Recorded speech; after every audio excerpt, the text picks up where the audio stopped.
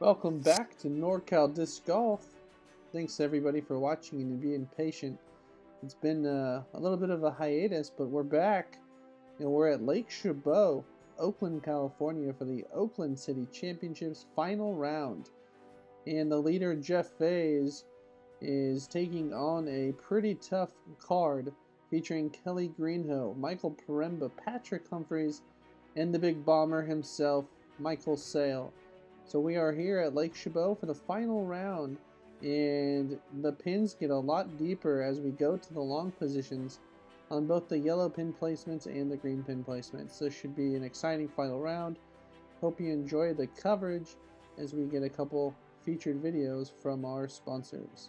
Thank you for watching. We'll be right with you.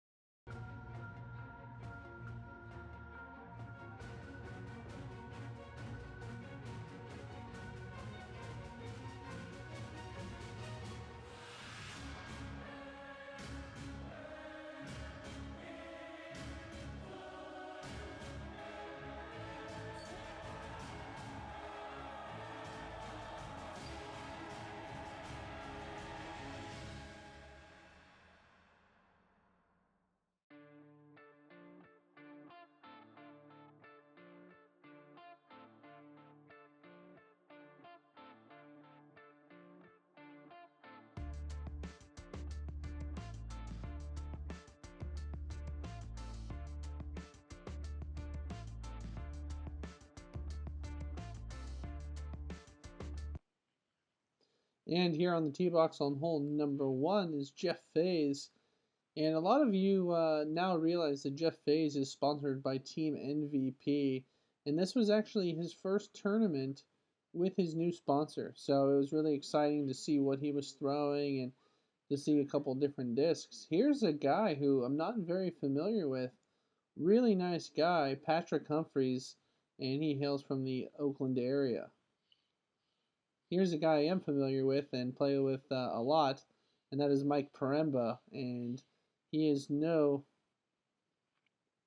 slouch when it comes to throwing bombs. As you can see, this hole number 1 is a long position. It's actually green to gold. Now, one of the things you'll note is that there is OB on the right-hand side, and then the green plays OB if you get one that just doesn't flip over on you.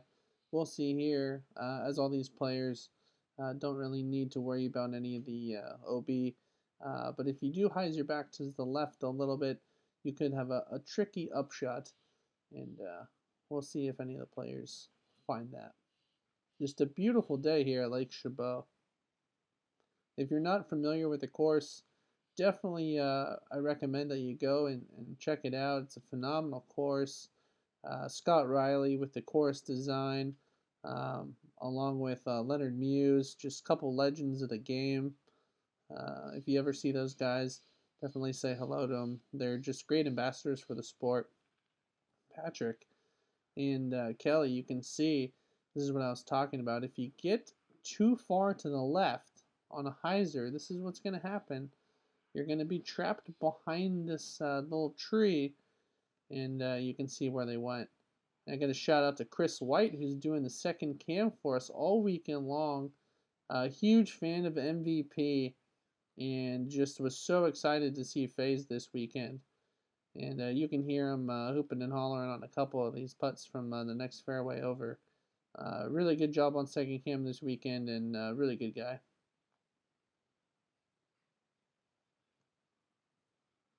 And just so everybody knows, this hole is actually playing as a par 4.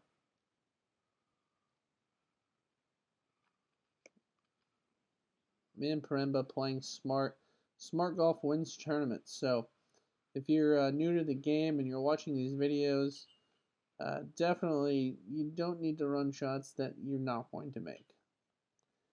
And that one he could have made. That's an unfortunate miss by Kelly. And see if he can fight back on the final round here and put that one behind him.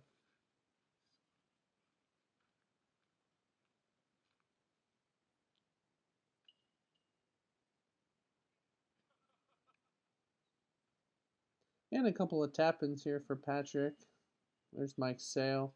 Just an absolute cannon of an arm. If you ever get out to San Francisco, or if you happen to see him at a tournament, definitely say hello. There you are. There's the leaderboard. Faes with a 3-shot lead over Patrick and Mike. But a good way to start it off for the leaders.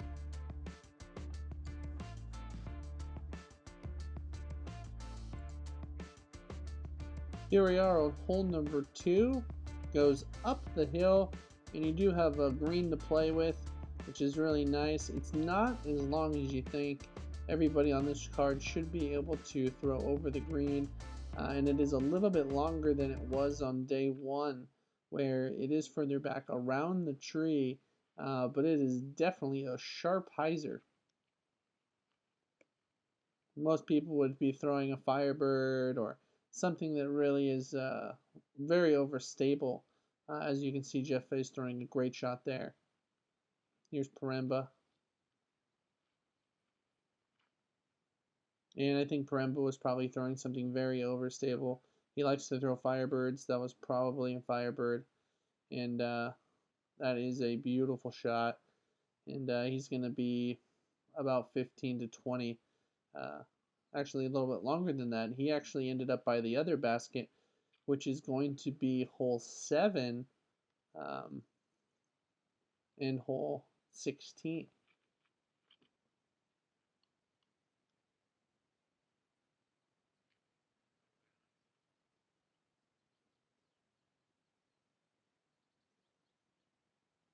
And that was the preferred line, but it just didn't come back over on hyzer enough.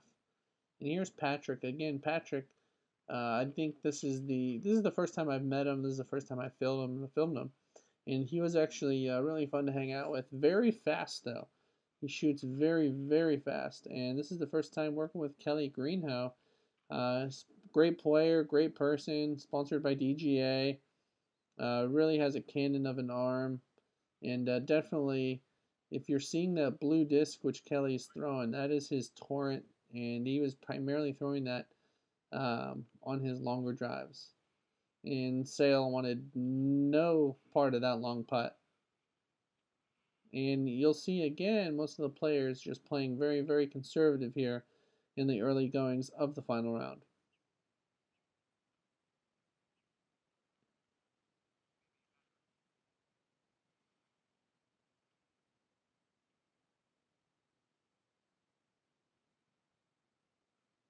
And Faes actually, he was going for it. And let's see if he can make this for par. And that is going to cost him a shot. And we'll see if the lead that he had in the beginning of the round is going to be big enough for him to hold on, because that was a costly mistake with the field of players that he has not only on his card but behind us. And again, if you're a beginner or somebody new to the sport, sometimes par is the way to go.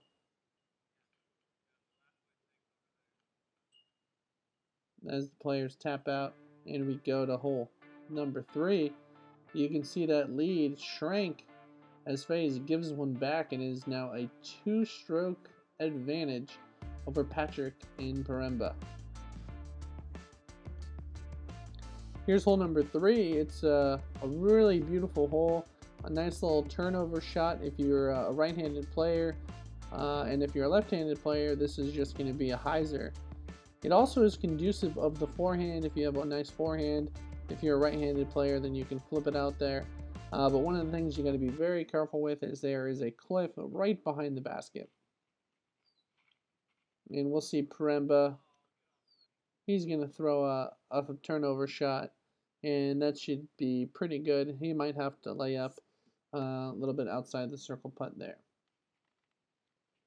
And let's see what Mike Sale can do. Mike Sale, no stranger to the turnover shot, as he just has a huge arm. Really fun to watch all weekend long. And that is looking very good. And right next to an MVP bag, the bag of Chris White.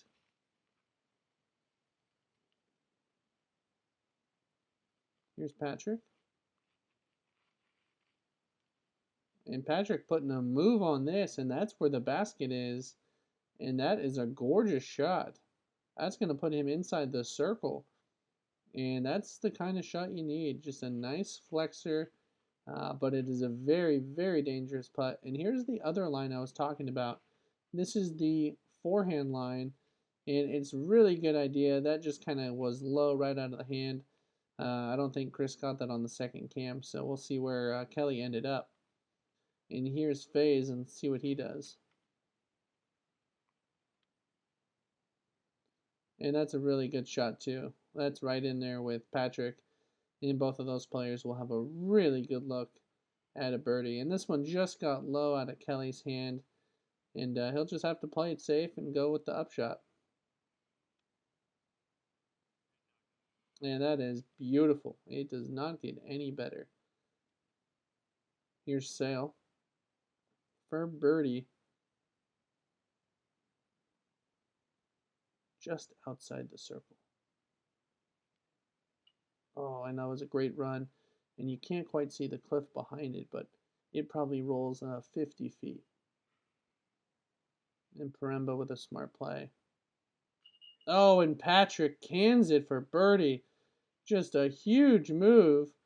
And if Faes misses this, that's going to put Patrick within one shot of the lead.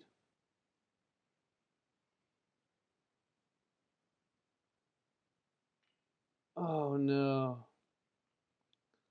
And all of a sudden, Patrick Humphrey is putting the move on Jeff Faes as he is one back.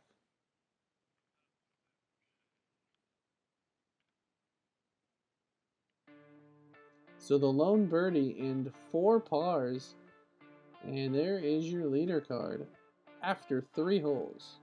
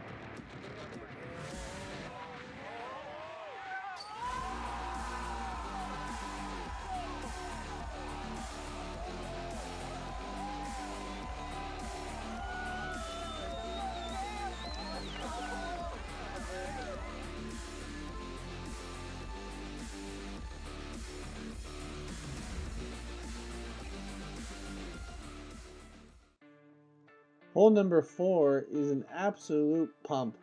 This goes all the way across the valley, up and over the little treacherous fence line, and probably about another 130, 140 feet inside the tree line. This is a par 4, and it is a monster hole, probably one of the signature holes on this course. And it is really tough. And here's the birdie man, Patrick Humphrey, from the last hole. And let's see what he does. And that's not a bad shot at all. However, he was playing a little conservative. You want to go up a little bit further than that. And let's see if Paremba gives us a little bit better of a line here. And that is just about perfect. Now, Sale told me before he was shooting for this shot that he would be going for it every single round. So he unleashes his pink destroyer and just throws a bomb and almost hits a spectator. I don't know what he was doing there. He was not looking for discs. He was not a spotter by any means, and just about got hit in the head. And that was a pump by Sale.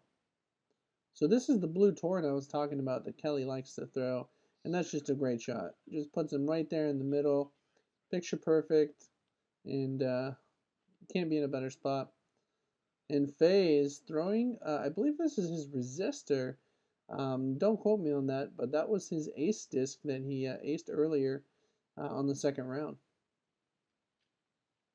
And that's the only bad part that Mike Sale had to deal with. He had to fight through the cabbage being located on the right-hand side, but definitely has more than enough distance to get over that ledge there, and you can see Patrick fighting through. Here's Faes' second shot. Kind of put him at a tough angle. He's going to try to flip one over here. And that didn't appear to be too bad. That's going to give him probably about 70, 80 feet. And here's Peremba, and this is where I was saying this is the best drive. You really want to be here or where Kelly was to give yourself the best chance. And I believe that was a T-bird that Peremba was using. It was actually, it's a clear champion T-bird, and that is sensational. He's going to have a birdie look on this monster par 4. But going back to Peremba's disc, we actually had to look for this for quite some time. He actually got the clock called on him, the 2-minute clock, and right before time expired, we actually found his disc. And this is where he ended up for birdie.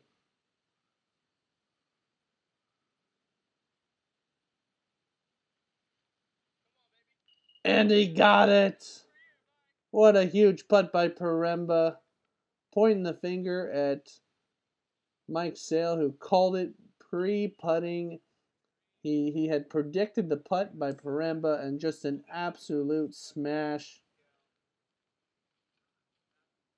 And that is a stroke on the field and people watching at home. This is such a difficult hole, and the fact that he got a 3 on it, he's getting strokes from people sitting at home watching this. That's how good it was.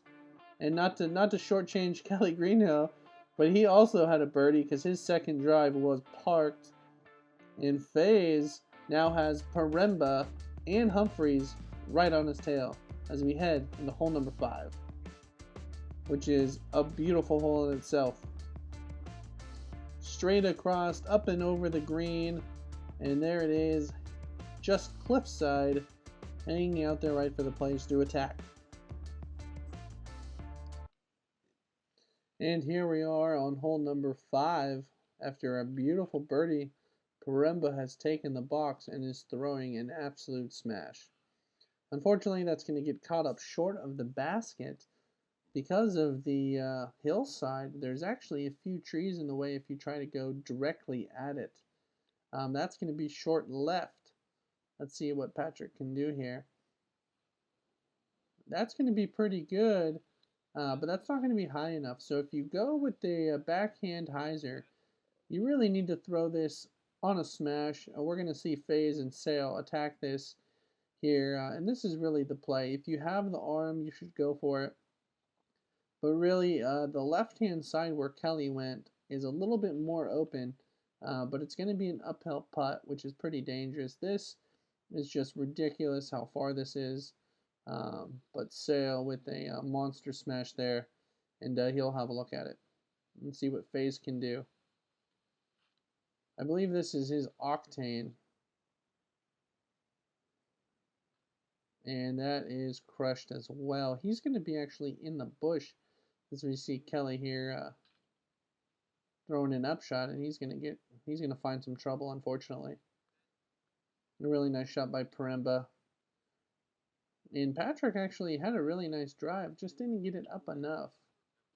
And he'll have to sell for par.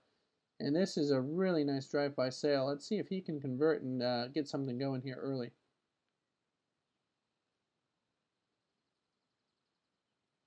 Oh yeah, never a doubt when it comes to the putting of Mike Sale. So smooth. And you can't see him, but this is actually Jeff Faes in the bush.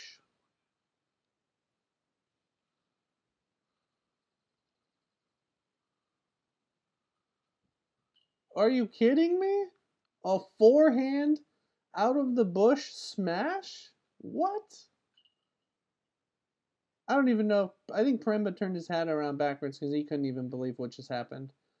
That was an incredible putt by the one and only Jeff Faes. So Faes and Sale get the birdie as Faes extends that lead back out to 2.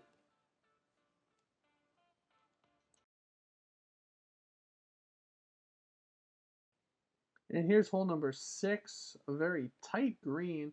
As you can see, that the green itself is out of bounds and a bunker right next to it with tight OB, about a foot and a half, all the way along the white stake line behind the basket. So a very narrow green for players to attack, and we'll see how our players on this featured card do. And we'll start it off with Mike Sale, who had a great birdie on the last hole. And that's going to be really nice, and he'll have a short birdie look at it. Let's see if Faes can keep pace. See if he can't get something going here. And that should be really good for Faes. Faes typically known to be a streaky player where when he gets going, he usually rattles off 5 or 6 in a row. And Peremba just going with a little bit tighter line, hung it out to the left just a little bit more than he wanted to. Let's see if Kelly can learn from that line and correct. And that's going to be unfortunate. That's going to be out of bounds for Kelly on a short hole.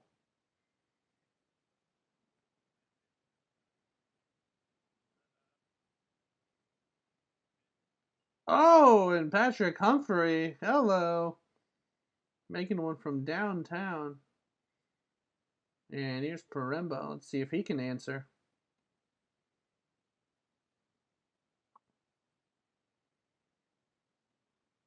And that is a really nice layup.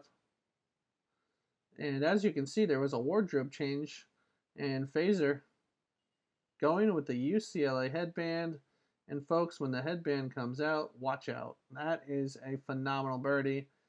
And just putting another stroke on the leaderboard.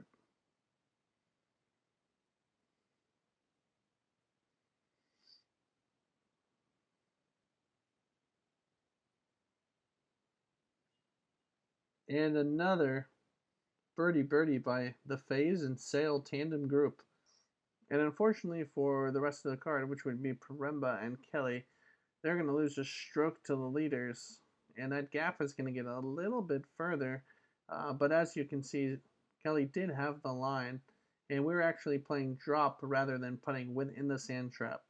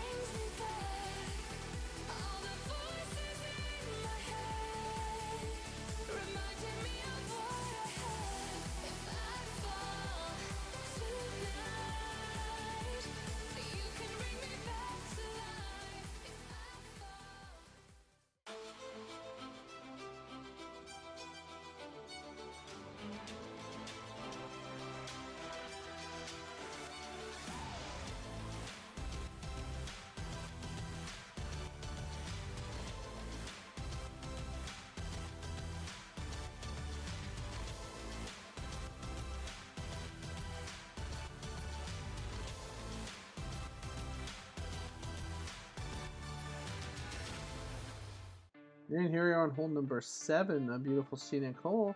This is actually a pretty decent hyzer shot, but you can see there's the basket right there as we are going up the hill, up and over the hill from the green tee pads. This is a par 4, and this is built for a long bomber, so guys like Dallas Albright, Faes, Sale, and Lewis Bitney feast on holes like this. And here we can see Sale right now, and he's going to attack. And this is going to be his green shrike.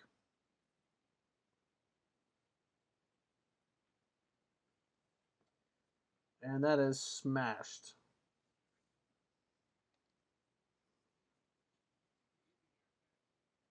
And that is up the hill, and he's got a birdie look for it. This is such a long hole. And again, going back to the octane,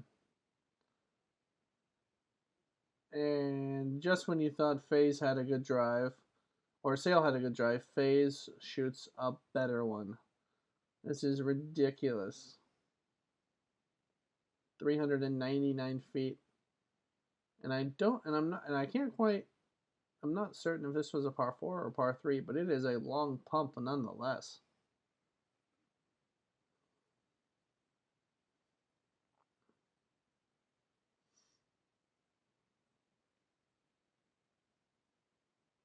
And Peremba known for throwing really far. Just a little shorter of those guys. He went with a little bit longer hyzer line. Just didn't have enough. Here's Patrick. And unfortunately, he's going to hit the cabbage about 30 feet in front of him. So he's still working his way up the hill. Here's Paremba.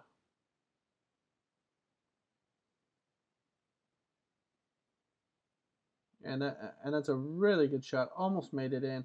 One of the great things about Lake Chabot that you'll notice is it has great elevation changes. You go up, you go down. It requires a multitude of shots. A really nice course. The design couldn't be better. A lot of varying basket locations, as each hole has 3 different locations. And that is a birdie by Jeff Faes. And let's see if Sale can keep the momentum going.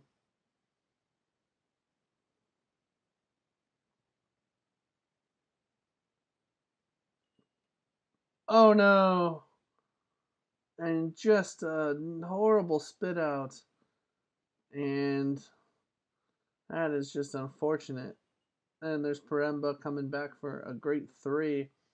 But Sale did not deserve that. He definitely earned that with a beautiful drive.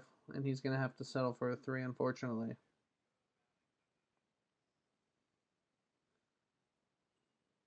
And a 4 for Patrick. And Kelly's going to clean up a 3. And that is really unfortunate. As you can see, the lead getting bigger. It is now a 4-shot lead for Jeff Faes. Final round, Oakland City Championships.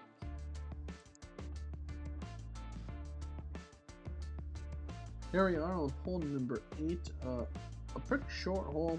It's a little bit longer than hole 6, but has a very tight line on the left-hand side. If you cut too close to that corner, you are going to go OB. And this is an elevated basket.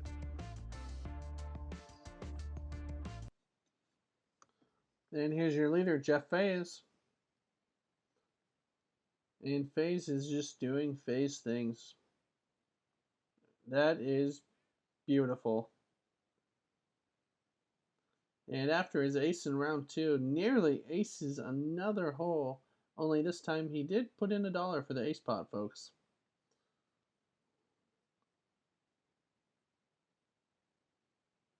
And a beautiful shot. Still a little bit short for Sale. Let's see if Peremba can rally. Trying to find that birdie streak that he's going to need to find. Down 4 to Jeff Faes. And that is under the basket, and that's what he needed.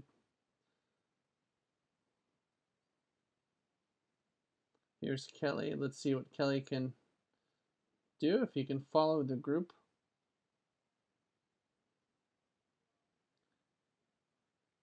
And this is the lead card, folks. Those are lead card things. These guys are sensational to watch. And Patrick, that needs to sit down. And that's going to be very close to out of bounds. If the parking lot is out of bounds, we'll see what he can do. And if that was out of bounds, that is a fantastic 3P for Patrick, as he looks to maintain and tries to hang in there. This Jeff Faes just keeps running away with it. A beautiful shot by Sale. And Kelly with a park job. Faes and Peremba right underneath the basket. And that's how you do it. So 4 birdies, the lone par. Sale and Peremba 4 back, and the leader, the newly sponsored MVP player, Jeff Faes.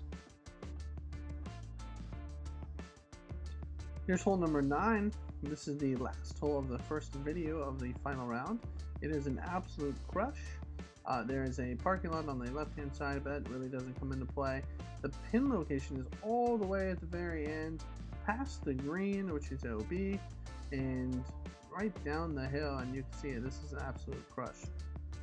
And here's Jeff Faes going to start things off. And again, this is just absolutely mashed. This is just straight power. And he's going to be right there for a birdie on the very long and challenging and daunting hole 9. And that's a good shot by Sale. That's his destroyer. But that's going to be a little bit to the right, and that's going to be into the woods. It's not a bad shot. He's just going to have some stuff in his way. Here's Peremba. And Peremba puts a really good move on this. Just a little low and a little bit to the right. He should have that. If he can lay up, he should have a par, but we'll see what happens. And that's a really nice shot by Kelly.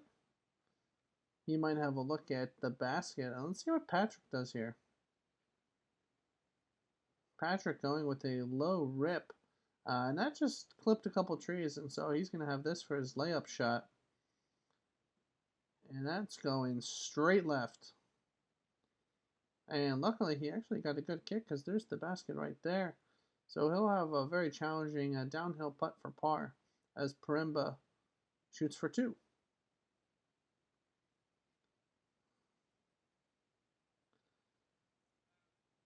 And unfortunately, that's going to be, as you can see, the slope here plays into this hole as Paremba rolled all the way down to the end. Oh no, and Patrick getting a similar bad roll as Paremba there off the basket.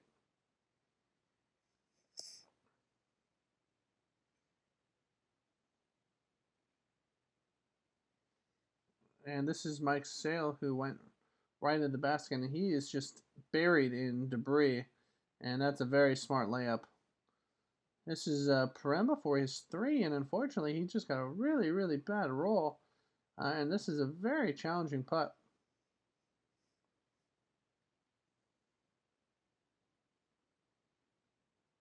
Oh no. And nearly rolling through his legs, out of bounds. Canned it. That is a great putt for Paremba after that unfortunate roll, but that is going to be a double bogey. And that is a phase 2.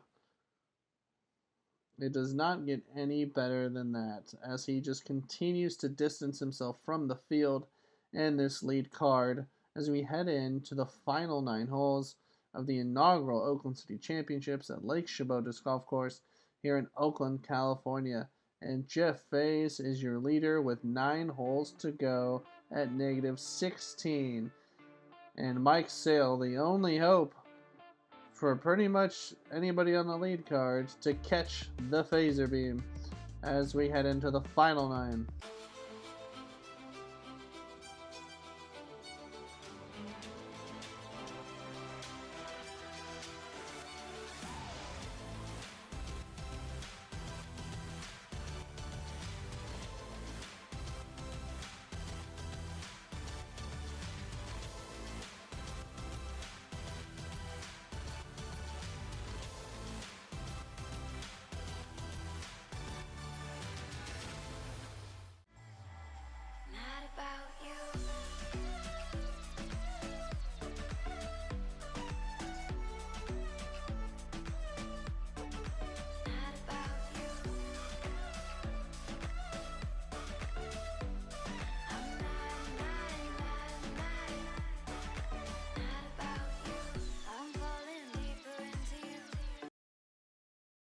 Thanks everybody for watching. Check us out on Facebook and Twitter as we come out with more content. Stay tuned for the final 9 of the Oakland City Championship, and let's see if Jeff Faes can pull it out. And we'll get you next time. Thank you for watching.